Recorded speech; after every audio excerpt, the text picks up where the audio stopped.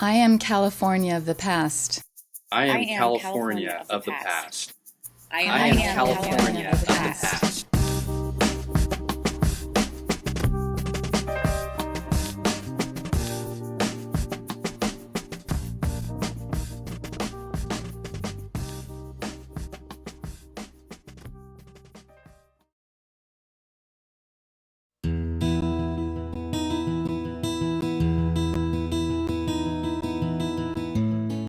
My name is Laswson Sakai, and I was born on October 27, 1923, in a place called Montebello, Southern California.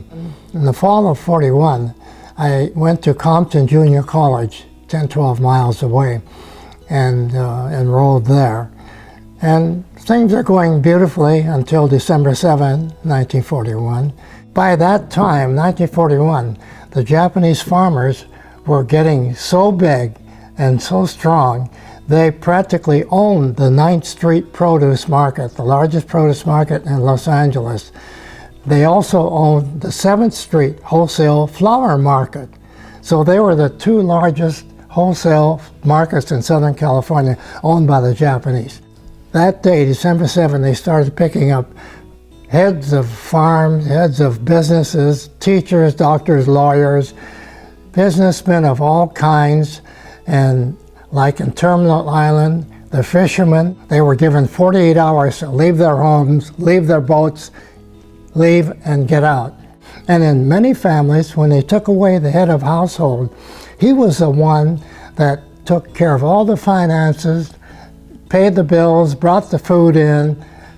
So the wives were left with 5, 6, 7, 8 children, had no idea of what income they had or what bills had to be paid or what to do. Many didn't even drive and they had a car. So they were helpless, completely helpless.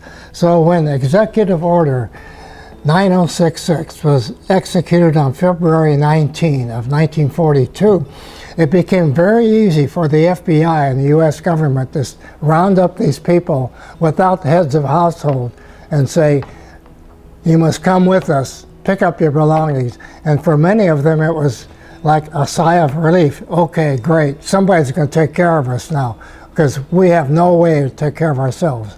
They were really put in a very helpless position.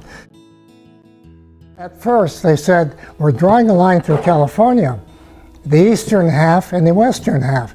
So if you're on the western half, that's the ocean side, you must move to the inside eastern half or evacuate or go to the camps that we're going to designate you to go to.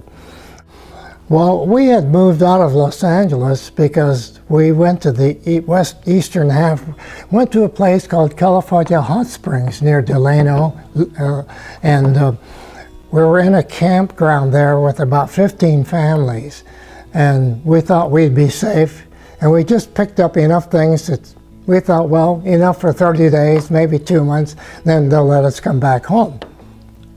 So all of a sudden this order comes, all of California now has to be evacuated. There's no safe zone. So everybody's packing up their belongings again, and nobody knows where we're going to go, but they said, we're sending a bus over, we're going to pick all of you up. And about a day before it happened, we received a card in the mail from the FBI saying, you can go to Colorado. There was a family that was willing to host you. So we packed up our stuff in our cars and thought, well, we'd just say our goodbyes and go.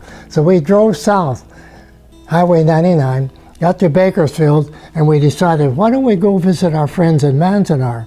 Because that was the first camp that opened, and quite a few people from Southern California were already in Manzanar.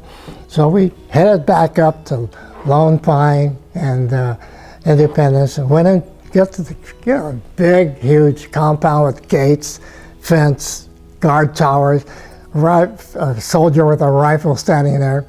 So I drove up to the gate and I showed them my card. They said, we want to go visit our friends. And they opened the gate, let us in.